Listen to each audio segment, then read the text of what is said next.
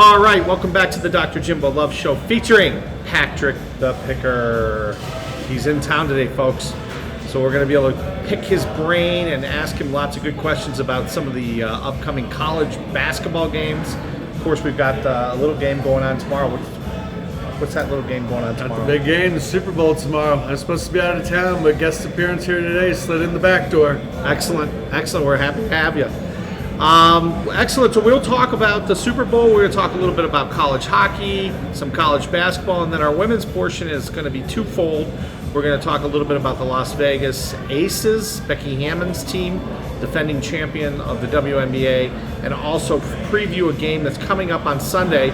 Folks, if you want to watch a great women's college basketball game, 2 o'clock Sunday is South Carolina versus LSU. Both teams are undefeated.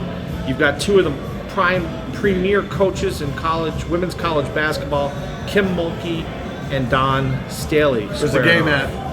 It is. I don't know. I don't know if it's in Columbia or if it's over in Baton Rouge. Gotta get an answer to that right away. Yeah, we can always check. Two undefeateds and a home game. We gotta get an answer to that.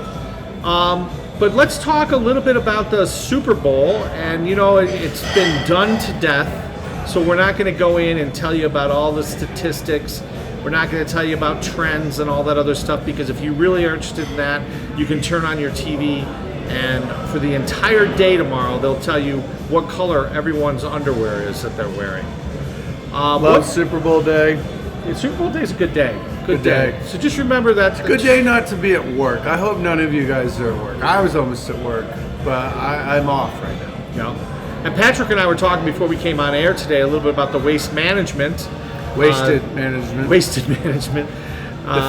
Waste Management Open PGA Tour, which is going on down at in Phoenix right now. So if there's a place to be, the center of the sports world right now is in Phoenix, Arizona, with both the Super Bowl and the Waste Management. Phoenix, Scottsdale, the whole city's probably burning down as we speak.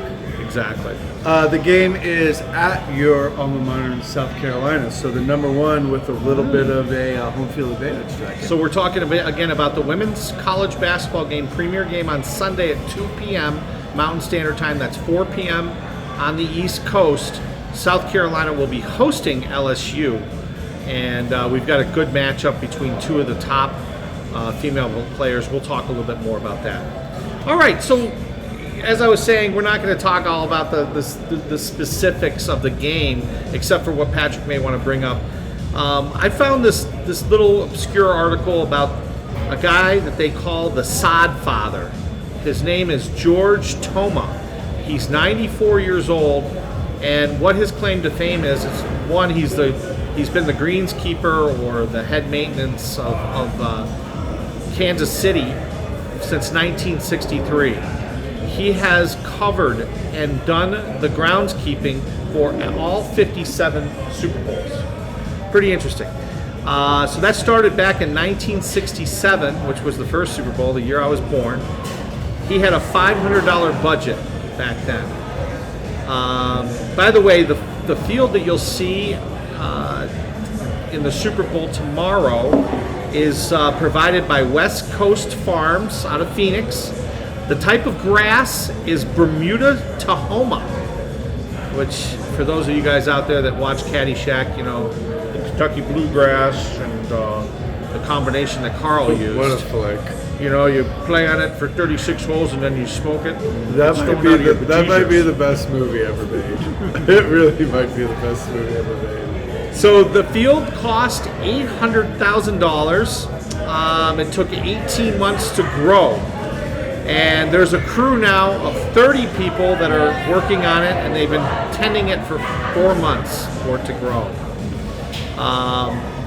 It's kind of neat to see this George Toma. His quote as he parts, he said he wanted to send goodwill to everybody. He says, "May all your good fortunes be as numerous as the blades of grass, and then some." May all of us live to 94, first off. At least if you like life and are healthy. That's a good number to live. I knew nothing about this. This was all brought to my attention before this show. I didn't realize that he has this field that they take the sod in, and no matter where they're playing it, they'll put the new sod in. So Arizona has the retractable grass, so he'll put the new sod in. Good point. You were talking about your dad. Tell him the story about your dad.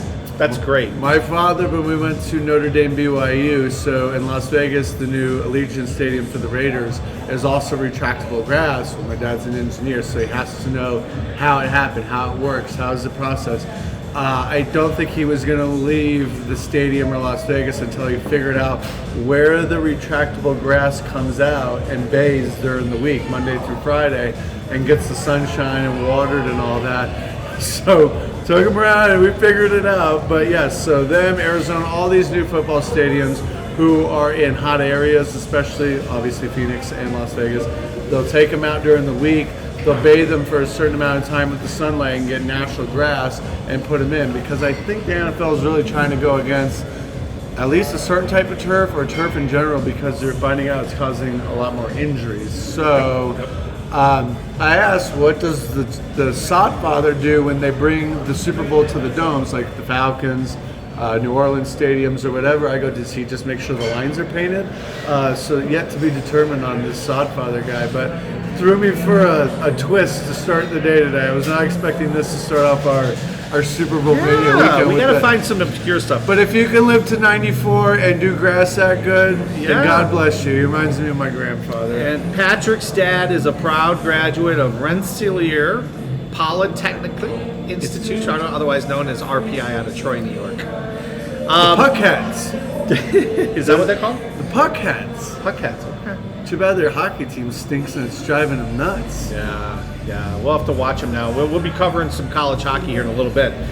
Interestingly, Patrick Mahomes won the MVP of the NFL for the second time. Interesting fact is 9 times in a row, the team that the MVP has been on has lost in the Super Bowl. So any of you that are making last-minute bets, remember the line is like 1.5, 1.5 points, basically a pick 'em. This might be something that sways you, and it swayed me. My money is going to go on the Eagles. Sorry, little spoiler alert there. And there's some other predictions that I was just reading through, and one of them is I believe that Patrick Mahomes is going to get sacked more than 3 plus times. And we're going to talk at the end of the show about some of these fun little bets. What would you call those things? They're prop bets. There's a million of prop bets. It goes from heads and tails to the national anthem. The Super Bowl is literally probably the most bet on thing you can think of, because they make it so accessible to bet on anything. If we have time at the end of the show, we're going to do our rapid fire today, because we usually do it with college football and NFL. And sadly, we're kind of dwindling down. We just got the hoops right now to bet on, and obviously the big game tomorrow. Yeah. We'll do the prop bets at the end. We're going to try to throw a rapid fire. We'll give you what the bet is, a quick line, and then we'll just take the picks, and then hopefully next week we can see what our Joker bets look like when it was all said and done. Absolutely. It looks like Jim's already got a couple fun bets, small bets, a couple $2 or $3. I'll read them off my phone. We'll share them to people, and I'm going to probably do another 4 or 5 of these, $2 to $3 to maybe $5 bets. And they're all going to be high plus, really lucky if you hit them. Won't hurt you if you miss them. And I just took a boatload, if you will, plane full from Denver to Vegas. They must have connected in from Kansas City. A lot of Chiefs fans going to Vegas for the Super Bowl to not only make their bets, but to obviously enjoy the big game. And I said to the guy, why don't you just stop here in Denver? You can make the bets and party anywhere you want in Denver, or go back home and watch the game at home. And he says, well, we got the legalized betting there too. So another state, Kansas City, Missouri is what I'm assuming. Right. I'm assuming this. Kansas City, Kansas City, Missouri. We didn't get that far. I think Kansas is legalized, so maybe he's on the other side of the border, or you could drive the other side of the border. But don't look now. We're getting closer, I think, to 15 states, where we started as Colorado was one of the first wagering states. Oh, yeah. It's been fun. So we're getting closer to 15, 20, soon to be 50. And Seth and I did a whole show on this back in, I think it was either late January or early February, about the same time last year, where Seth took the pro betting side, I took the anti, and believe it or not, by the end of the show, I was convinced and went down and just downloaded DraftKings and FanDuel, and I've been using them ever since for just little bets. Now, I haven't had a whole lot of success, but I've had a lot of fun doing it. A lot of revenue. That's every state who's trying to figure out how to legalize it. or legalize it online or through the apps. If everything's through the apps now, it's just revenue for the state. So if you want new stadiums, a little bit easier. If you want new roads, a little bit easier. Every state has, you have to read it, and that's when you got to get into your local politics, and I'll let you deal with that. But the amount of money registered in New York, the state of New York, between Long Island, obviously the big city, all the sports going on there, and upstate, it's astronomical because it's all taxed. It's all figured out a way to tax. So I don't think it's going to help us lessen our taxes anymore. Right. But hopefully, if you look into your state's programs, the money's actually, if you're losing or betting, the money is going to at least decent causes in return. So there's a reason why they're doing it. There's a reason why the pot business is getting bigger, et cetera, et cetera. Back to the Super Bowl. We got off track. All right. No, any other kind of wild things is Kelsey is another person. This is another bet that's out there.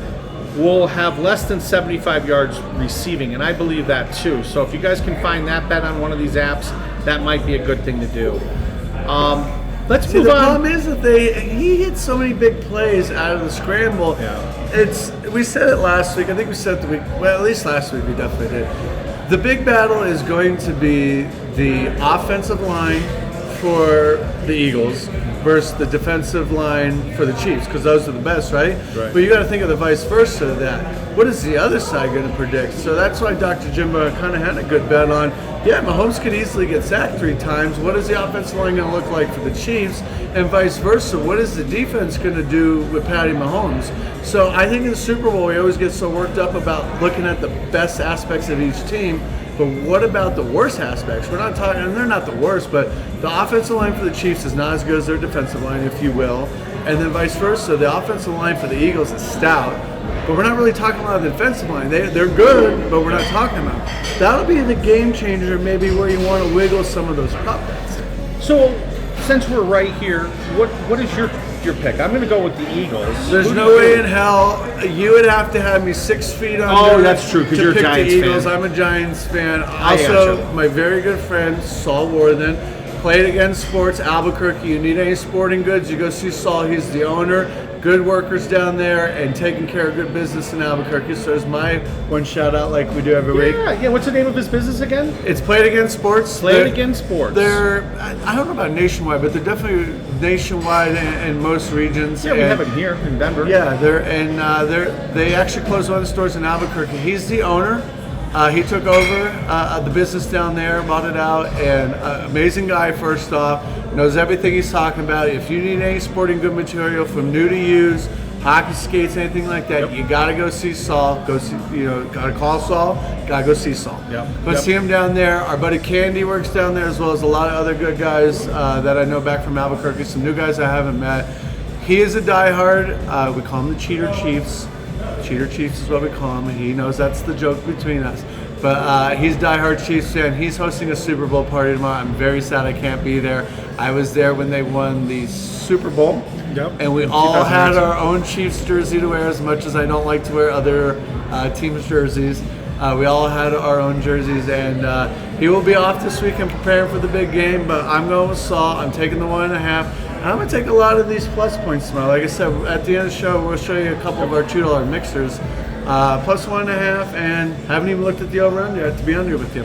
We'll check it as we go today. Before we get there with the jerseys. Oh, yeah. Went last week, got me a little CC, and look at this. Yeah, this is my... He's got his name on the back, and I got the Dukes, and we got to show new... if we show up in the same outfits every week, you're really going to stop watching us thinking we don't shower. My alma mater, Mansfield University of Pennsylvania. This is a jersey commemorating the 125th football season. Mansfield's famous because they had the first night football game in 1892. And there's some other things, of course, that are great about Mansfield. Did that guy who did the sod do the field lights in 1892? No, he didn't. No, our famous person is Freddie Coleman. He has done extremely well. He's been with ESPN since 2004. Freddie and I did shows together back when we were at Mansfield, and we covered each other. He covered the basketball, I covered the football, and it was a lot of fun back then. Al Orshow was involved as well. Good guy. He was the play-by-play. I was the color guy. Two things. What position did he play? Who? Freddie Coleman? Freddie was a wide receiver. Really? Freddie wide receiver? Freddie had some speed. He had some great moves. Do you remember what number he wore? 87. No, he graduated in '87. I'm not sure, '85 maybe. Freddie, he doesn't remember. Hey, Freddie, it's been a long time. But hey, it was fun watching you play, and I had a great time sitting on the buses with you. Freddie and I shared a seat on the bus many basketball trips, many football trips, and that's when I realized how much potential and how smart this gentleman was, and ESPN has figured it out and has signed him to multiple contracts. So congratulations, Freddie. Go Mansfield. And I've never met him, but he's told me everything about him and researched him. And when he comes to Denver, we'll get him to come on the seems show. like we'll get him to come out. A very stout guy who's done very well for himself, especially with ESPN and multiple contracts. Yep. The other thing I was going to mention, we said over-under 50.5. Ooh. Give me the over. Wow. Give me the over and just pray for points. 50 and a half, folks. You want to jump on that before people get smart about it, and all of a sudden the line The over's goes up. taking money. I'm looking at FanDuel right now. Again, there's plenty of majoring sites, BetMGM, DraftKings, Caesar Sportsbook. There are a million of them, and they all have great sign-on bonuses. And they're currently doing sign-on bonuses for the Super Bowl. They should all give me a piece of the pie for mentioning all this to you. But if you need to go look at that, I like over 50 and a half. All right. That's the only thing I really like so far in the game. No, I'm going to do a parlay then. I'll do a parlay, and you'll tie the two together, and maybe that'll end up giving me a bigger plus. Decent odds. You know, we'll see. Decent odds. All right, moving on. We got to move on. College. Oh, first of all, before we move on, we are at Brothers Bar and Grill at the Shops in Northfield. So come on down and check us out. We're up in the mezzanine section, and the beer that we are featuring today, well, Patrick has just got his Mick Ultra, which sticking with my trusties, my trusty Ultras. Yep, there's nothing wrong with that. And I'm drinking a beer called Victory, and it's Victory Brewing Company out of not Doylestown. It is not Dallastown. Or is it Doylestown? No. Hang on, I've got it here. You researched it all. I know. It starts with a D. It's down near Philadelphia. You got nervous when I had the Ultra out. You got nervous. Yeah, no, that's okay. Victory Prima Pils. Victory Brewing Company is in Downingtown, Pennsylvania. Since we're celebrating Mansfield, which is just north of Williamsport, Pennsylvania, we'll do which hosts the college Pennsylvania World beer Series. Exactly. Or no, the Little League World Series. Little League World Series. Correct me, sorry. Little League. So this is a good Pilsner. It's got a pretty decent finish to it. Not a bad Pilsner beer if you're out there looking for it. Again, Victory Brewing Company, Pilsner out of Pennsylvania. Let's get into some college hockey. Let's talk hockey. All right, so first thing we need to do is go into Pairwise and talk a little bit about what our rankings our cores look like. Yep, while he's pulling that up, I did go to the game last week. CC lost 3-1. Honestly, DU dominated the game from start to finish. 3-1 was a very generous score. Could have easily been 5-6, 7-1. CC made a little run. I thought we might even get close to the tie game down there. Awesome brand new barn. I got some pictures of it. Only about 2,000 people. Totally sold out. It was everybody was at the bars and the restaurants down there. It was a big feel for a smaller town than Denver. And me and my buddy Vinny, thank you Vinny for taking me, season ticket holders, but was able to get it. They did a blackout, so these were on every chair when you walked in.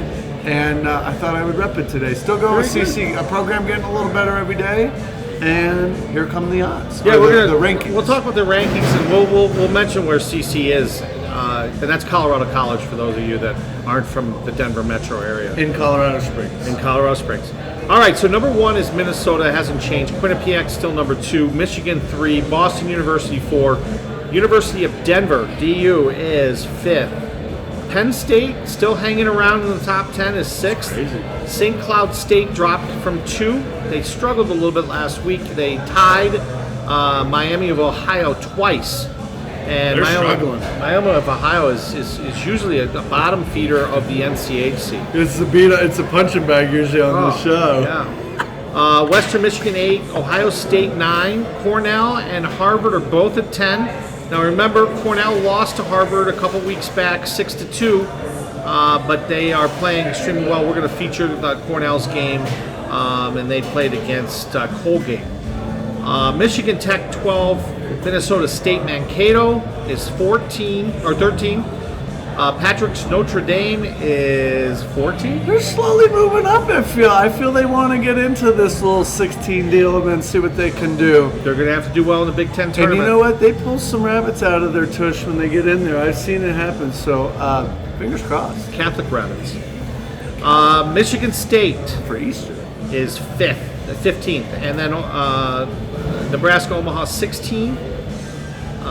17 is Alaskan, 18 is Yukon, 19 Northeastern, another Alaska's 19. at 17? They're 17. They jumped up. They're 16, 9, and 2. Nice. RIT 19. Two teams, Northeastern and RIT. North Dakota 21. Merrimack out of Massachusetts has fallen, but they're down to 22. Mass Lowell You got is a lot of 23. massholes together down there. Providence 24 and Bowling Green 25. So that gives you kind of the pairwise, and again, that changes every single day. It's a computer-generated poll. Let's go, and while we've got that up, let's talk a little bit about the scoreboard. A lot of people don't get a chance to go in and see what the scores are for hockey.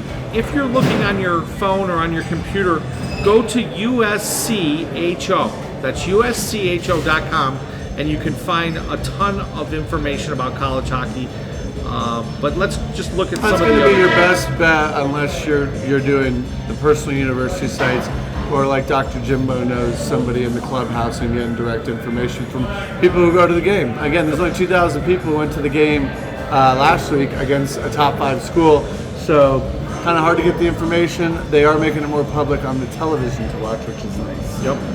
So Air Force played against Sacred Heart, 5-4. Air Force won. Ohio State, Notre Dame won 2-1. Minnesota, Wisconsin 4-1.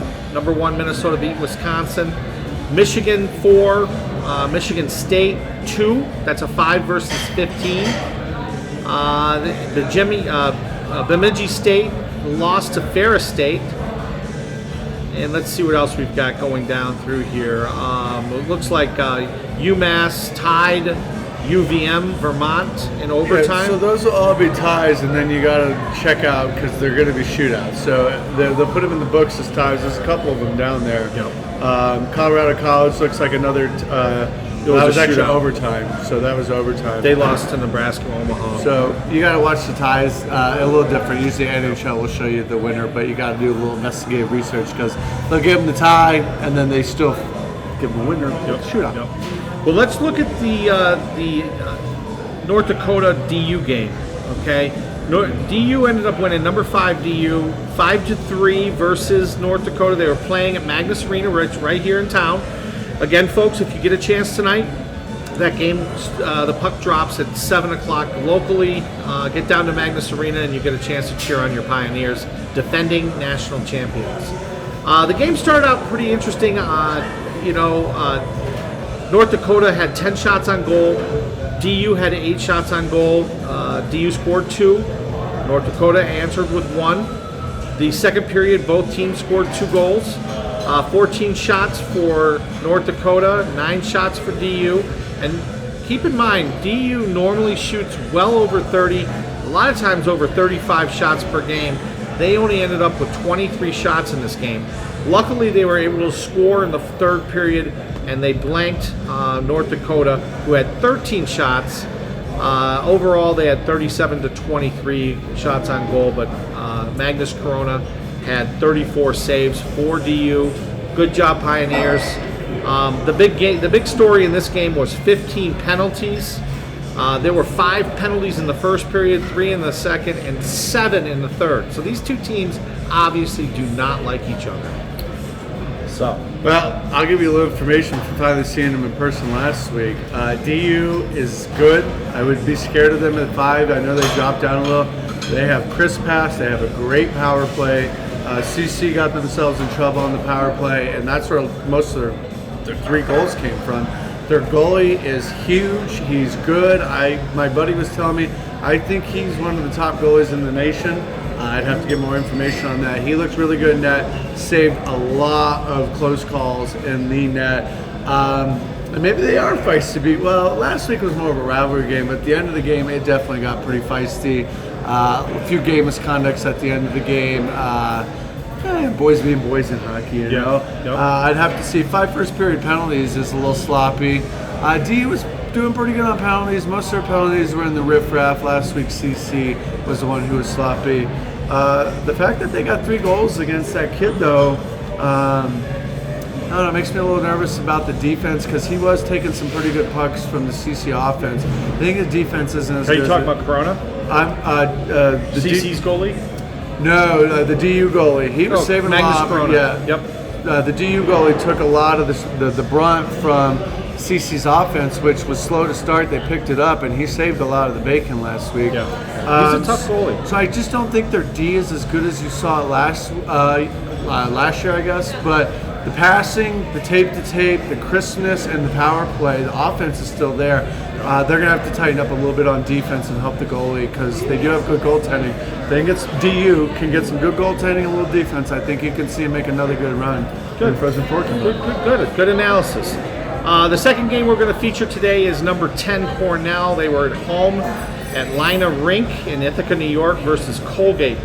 And Cornell was able to win 3-2. The way it broke down was Colgate got out to a 1-0 lead in the first period. 5 shots for Colgate, 7 for Cornell. Colgate was blanked in the second period, whereas Cornell blew up and got 3 goals and 14 shots on goal for Cornell. The third period, Colgate scored early. Cornell went into a defensive posture. Colgate only ended up with 3 shots on goal in the entire period. Cornell had 8. Overall score again was 3-2. Overall shots on goal, 29 for Cornell, 13 for Colgate. Ian Shane, the goaltender for Cornell, had 11 saves. Just to give you an idea, there was only 8 penalties. 5 of them, though, were in the first period. So when they first got out, they really got at it. And again, you can see it doesn't really reflect it in shots on goal, but the penalties tell you that they were skating hard, and they obviously, again, 2 teams that don't like each other very much. We'd have to see how many power play goals because 29-13 on shots. That's 5 goals on 29. That's a lot of goals for shots compared to the game we just talked about previous, and for it to be that close. Yeah, 2 goals on 13 shots. So I see power play goals being a factor in this game. Yep.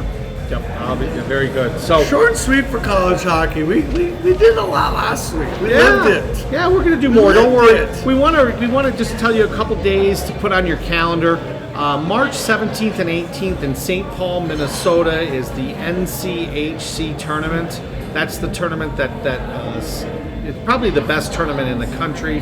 It's one of the top conferences. DU is a member of this conference.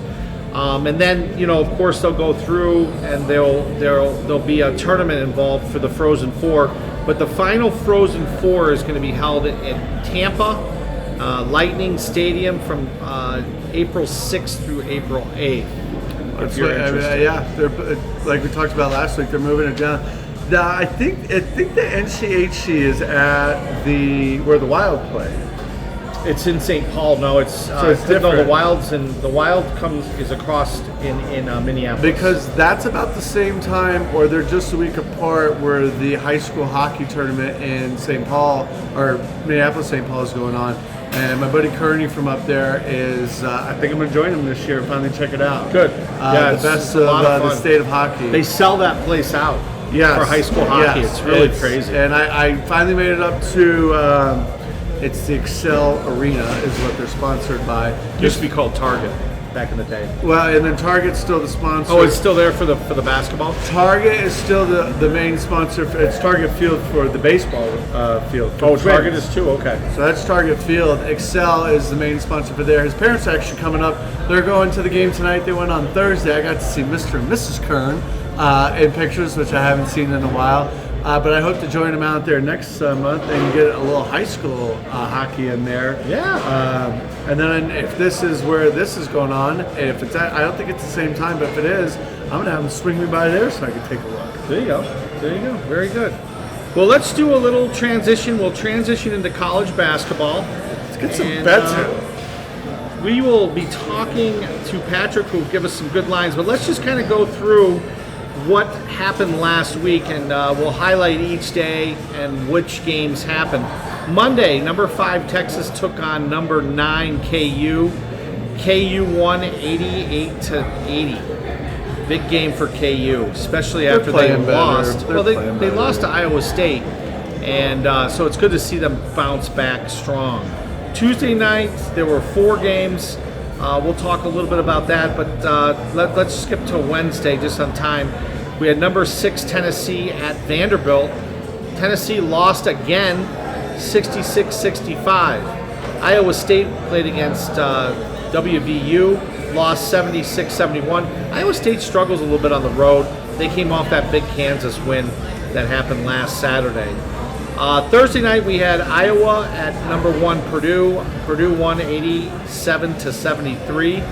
The Zags bounced back strong after their loss to St. Mary's. I told you, I don't think they're that good this year. Well, a lot of people think that. Even my insider Matt says that as well. Matt Johnson, he said that the guard play is hurting them. Struthers just isn't so strong. They're missing. We talk about Holmgren and all that other stuff, but anyways, they ended up beating San Francisco 99-81. Do they? They look soft. We That's watched how the you feel? game. We watched the game. We had some wagers on the game after the hockey game, and a lot of people were at the bar last week in Springs Bend.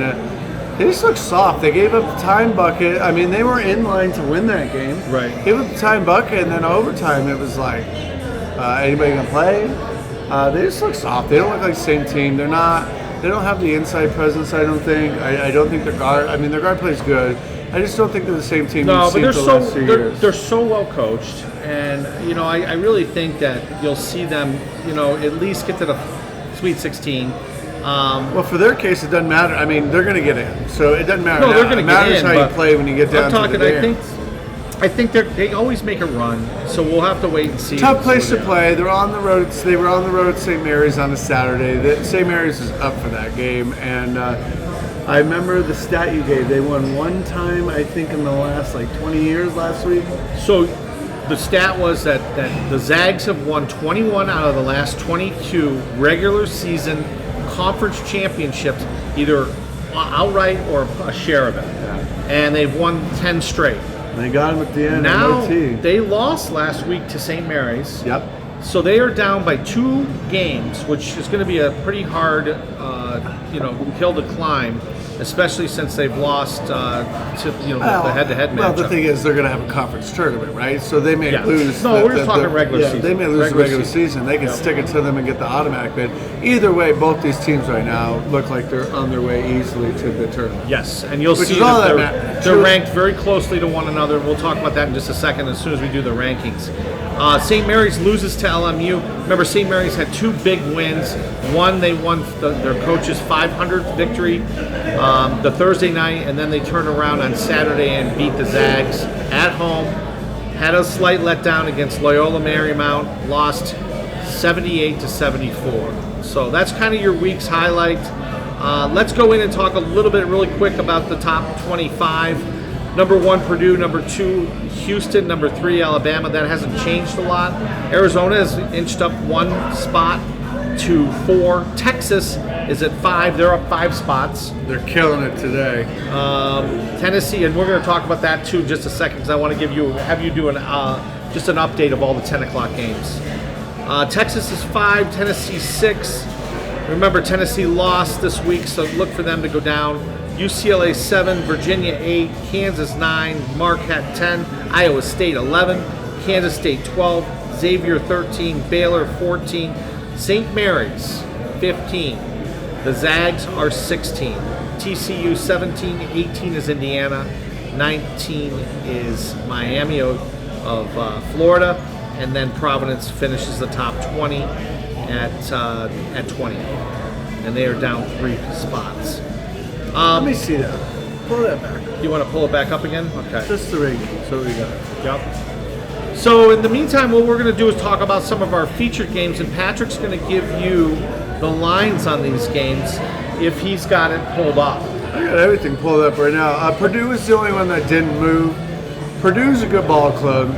Houston's a good ball club. Bama, I haven't had a whole lot to watch, but the SEC is getting better every week. Yep.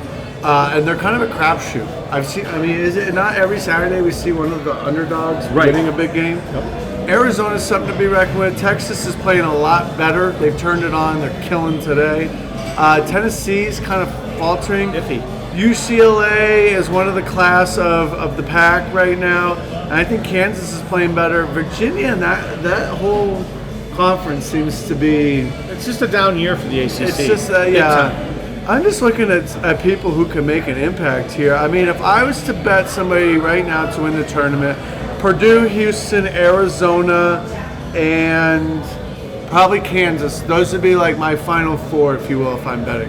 Okay, good. Good. To Just keep looking remember at the that. rankings and as they're moving fast. Pull up the games that are currently going and just give us a quick update here. Kansas is blowing out Oklahoma right now, 65-42 in the second half. They were slight favorites, -2.5 on the road.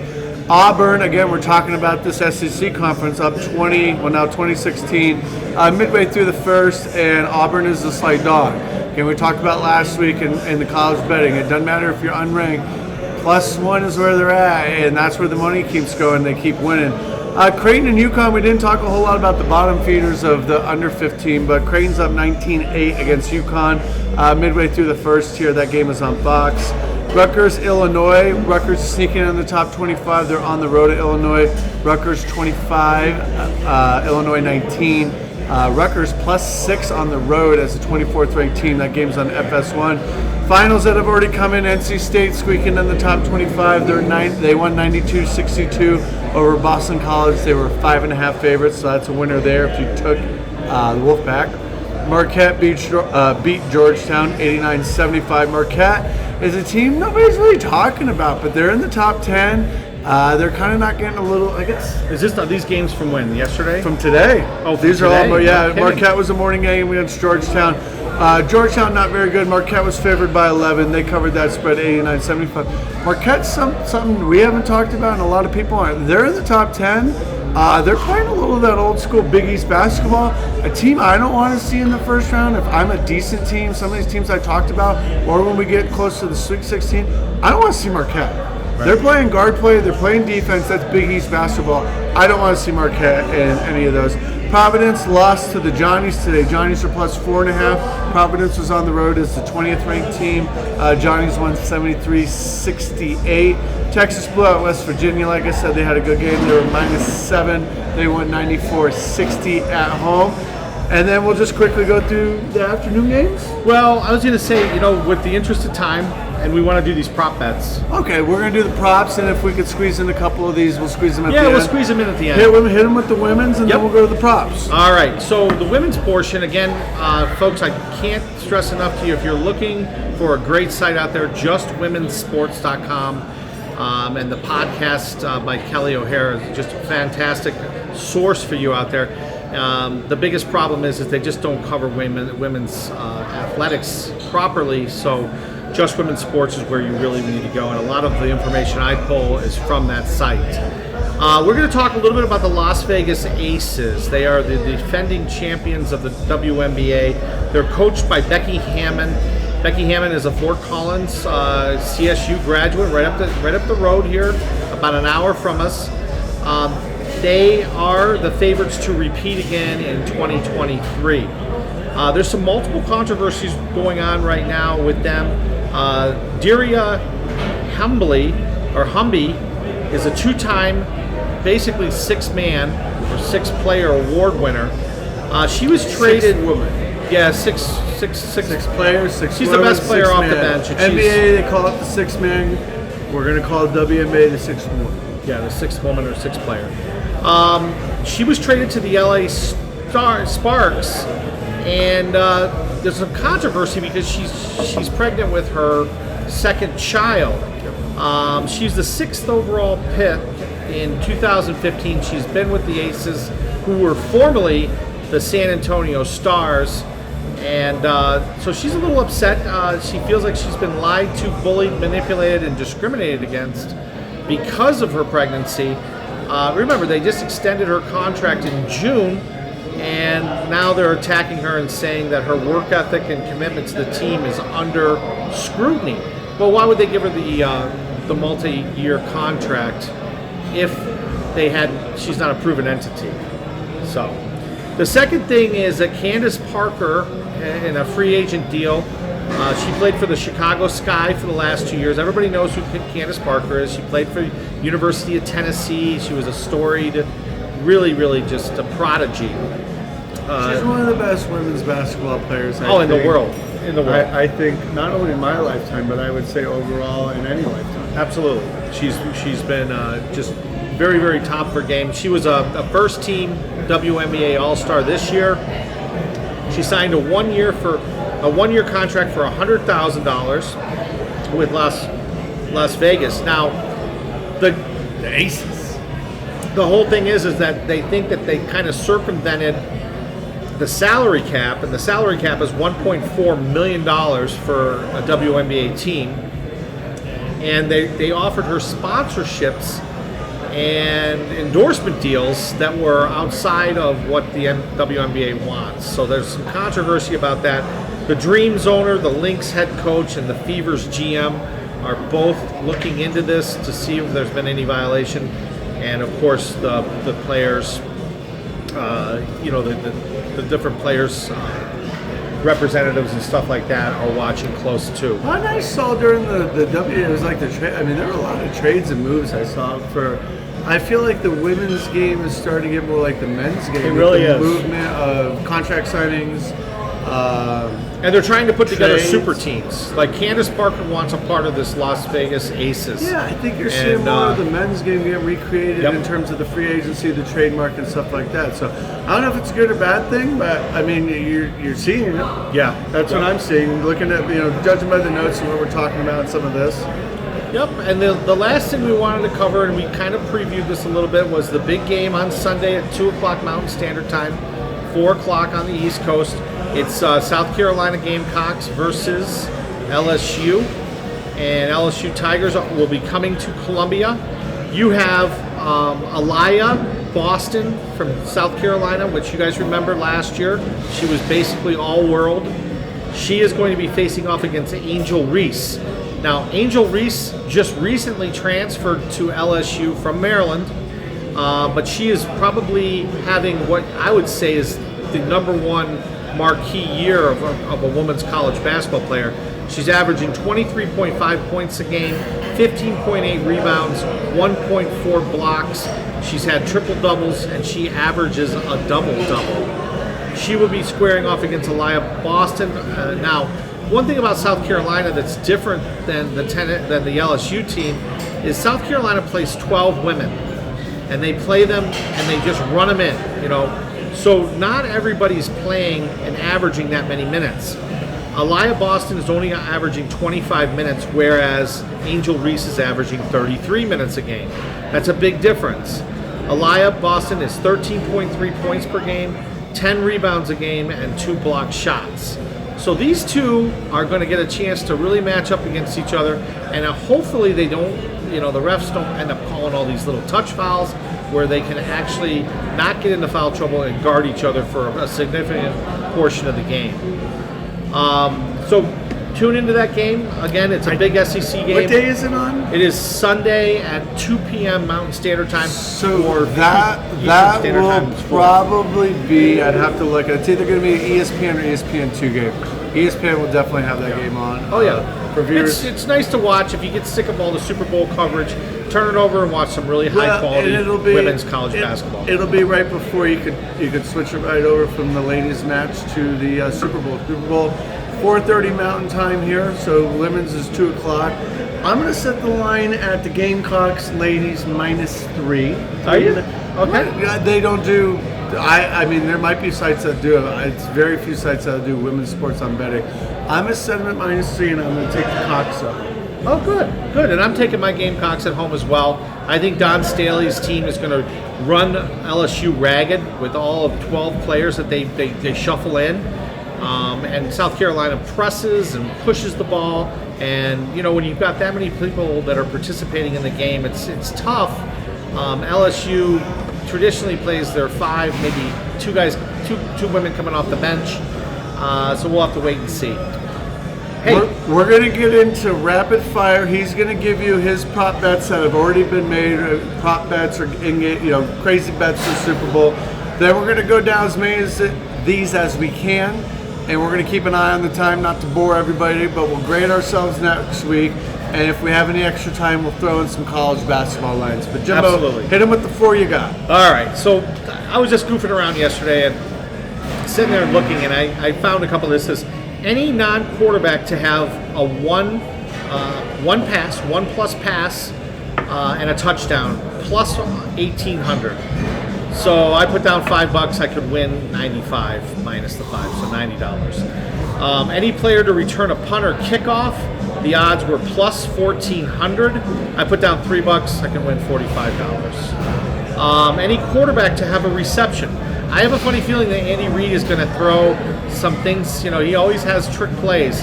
I think what's going to happen, he's going to Mahomes is going to end up doing maybe a quarterback special that, just kind of the way that the Eagles ran that in 2017. So I'm betting Tricky that. plays. $2 bet, I can win $26. And then lastly, again, it's the song along the same line. Any quarterback to have a 1-yard reception that's a touchdown plus 2,800. I put down $2. I can win $58. So they're fun. And if you're in one of these states that can do these prop bets, check them out. Patrick, let's run through some of the ones that are fun here. We're gonna do rapid fire. We're not gonna get in discussion unless one of us gets heated on why we like something or another. Absolutely. These are off FanDuel. These are the game props. There's scoring props. There's passing props. Rushing props. There's every type of prop you can imagine. We're gonna go through a short list of these game props. First one: team with more time of possession. Team with more time of possession in game. The Chiefs are plus 116. Phillies minus 144. I'll take the Chiefs plus 116. I'm going to take the Chiefs too. Okay. First team to convert a first down, minus 110. Both people. Give me the Chiefs. I'm going to take the Eagles on that one. Eagles for him. And again, it comes down to we could be lucky on the coin toss. Okay, that's always a favorite one that I'm going to bet. Got a 50-50 chance. So I'm going to bet the coin toss is heads. What will happen first for Kansas City Chiefs? Punt, minus 134. Score points, plus 108. This is one of the few dogs I'm going to take. Chiefs with the punt, minus 134. I'm taking the Chiefs too. I think they're going to punt too.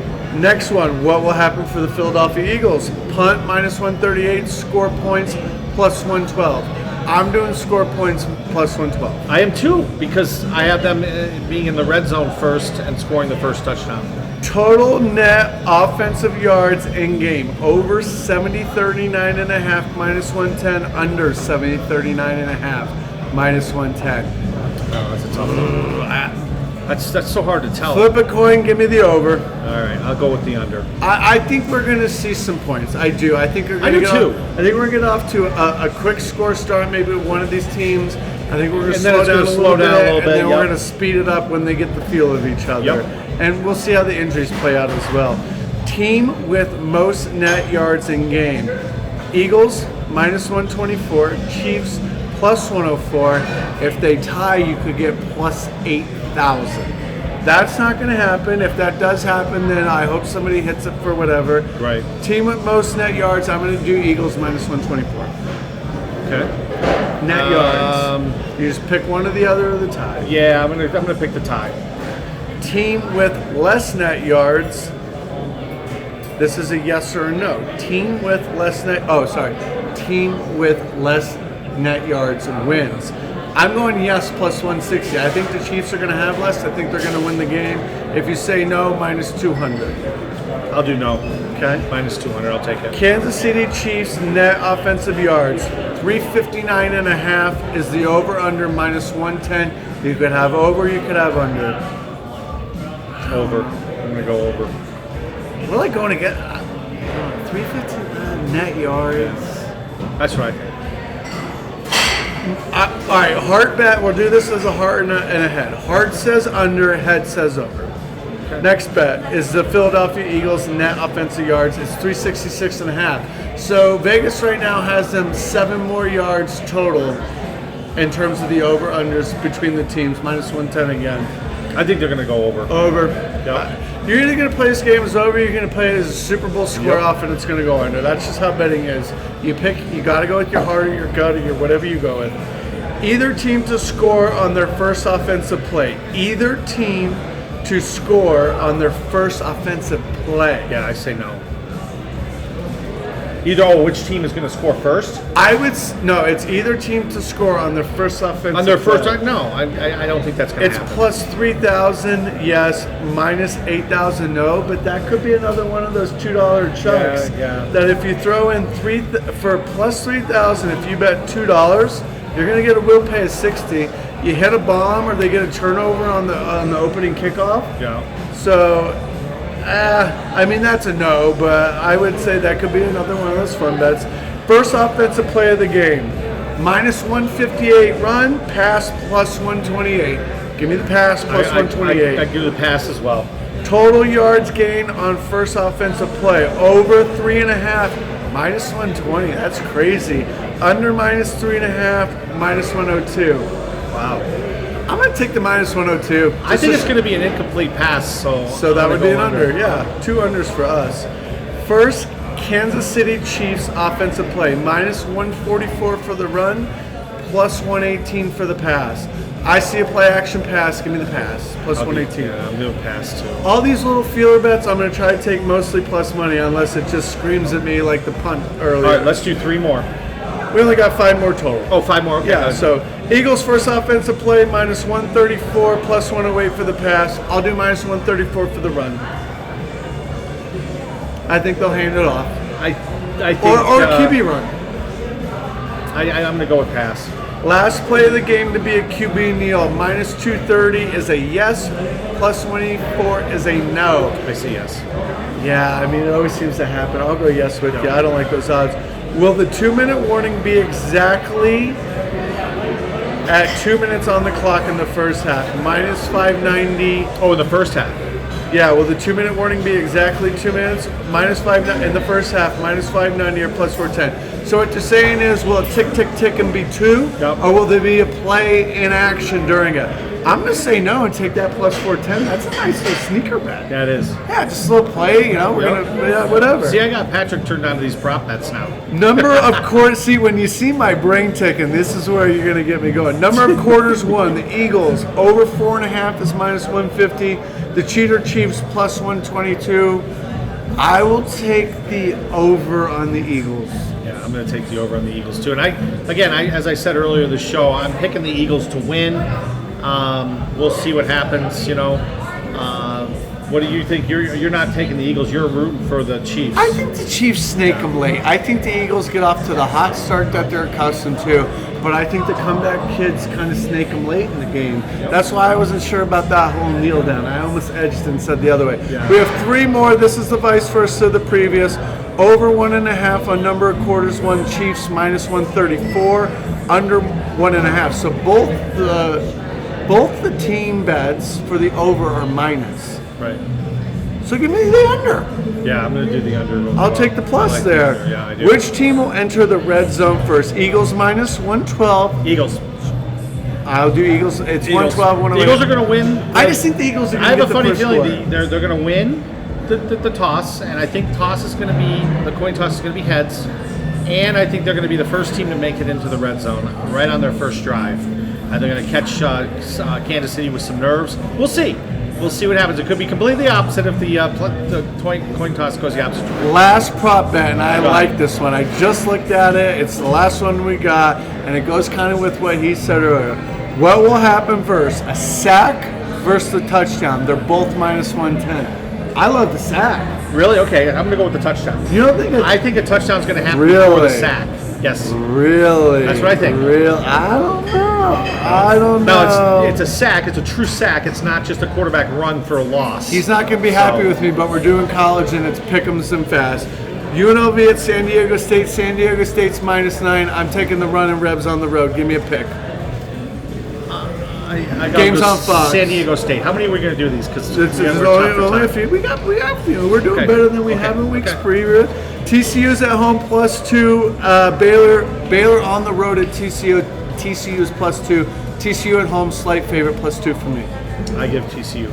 Duke on the road at Virginia. Virginia's -6. Give me the Duke on the road, +6. I take Virginia all day. St. Mary's, after the big win against Gonzaga, is -11 on the road at Portland. Give me +11 Portland. I'm going to take Portland too because I don't think St. Mary's. I don't think they're done yet. I think they had a letdown last week. We'll see. Go ahead. Oklahoma State's on the road at Iowa State. Iowa State's -6. I would normally go Oklahoma State, but when I got to the show today, he was looking where Iowa State was in the map. Iowa State. Iowa State's going to win. They play so hard at home, and they're so good at home, so go with Iowa State. Indiana on the road at Michigan after the big win. Michigan is -2. I talked to you about those small lines on the home team. Michigan -2. Indiana not the same team on the road. No, they're not, but I like the way they played when I saw them play last week. I'm going to go with Indiana. Tennessee is at home against Missouri. They're -13. Missouri is +13. I told you about how I feel about that conference. Yes, they're home. +13 Missouri for me. Who do you like? Tennessee's -13. Mizzou. Miami -20 at home against Louisville, who is 3-21. When I saw them in the Final Four not about 10 years ago, -20 is a lot, don't you think? It's a lot. I'll go with Louisville. I'll do the opposite. I'll go at home. I'll go with Miami, but they'll have a letdown. I think Dr. Jimbo's going to win that one. Texas Tech -1 against Kansas State. Kansas State's on the road in Lubbock. Give me the slight favorite at home, -1. Yeah, Lubbock. They play. Texas Tech plays so tough at home all day long.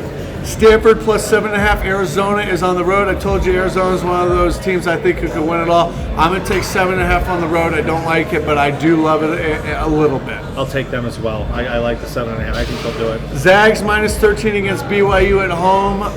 BYU +13 on the road. I don't think the Zags have it. Give me BYU to cover +13. Me too.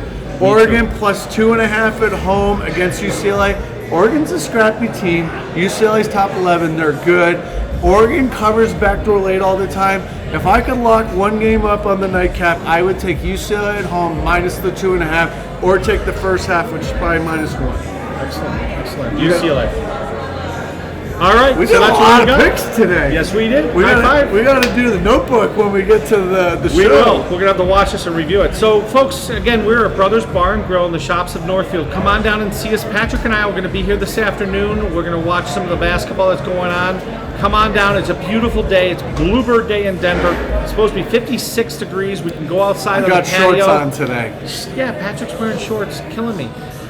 We want to thank you guys for tuning in. The LinkedIn crowd has been wonderful. Getter, Facebook, YouTube. People are going on to our YouTube channel. Again, look, you can find all of our previous episodes too. If you can't fall asleep at night, folks, put on one of our episodes. Put it on and just lay back, and we will put you to sleep at night. We'll get you ready for the big game tomorrow. Morning, tonight, sunshine, whatever it takes. Yes, lots of food. What's your favorite food for Super Bowl? Oh, I like queso. I'm from Albuquerque. I'm a He's a big queso guy. You could dip anything in it. Me and my friend Megan are going to be making buffalo chicken sliders to take over, as well as BYOB on the cocktails. Wonderful. And I'm from upstate New York, so of course chicken wings. I love chicken wings. You can't go wrong. You can't go wrong. And they sound good today. Yeah. Do you like blue cheese or ranch with your chicken wings? I love ranch, but I'm a blue cheese guy. Good, I am too. Excellent. Folks, we want to invite you to tune in next week. We'll be here again at Brothers Bar and Grill in the shops at Northfield. Patrick, are you going to be here next week? Hell if I know. We're one day at a time around here. I told you last week I think I'd be here. I hope to be. Good. Well, if not, it'll be just me, but tune in next week. Well, you know what? Next week I think I'm sitting on the reserve system, so I may be able to do the show, but no adult beverages. And then I'm leaving for Fat Tuesday in New Orleans. Oh, jeez. So Monday I'll be out of here, and I'm supposed to go there for 3 days. So Monday, Tuesday, Wednesday.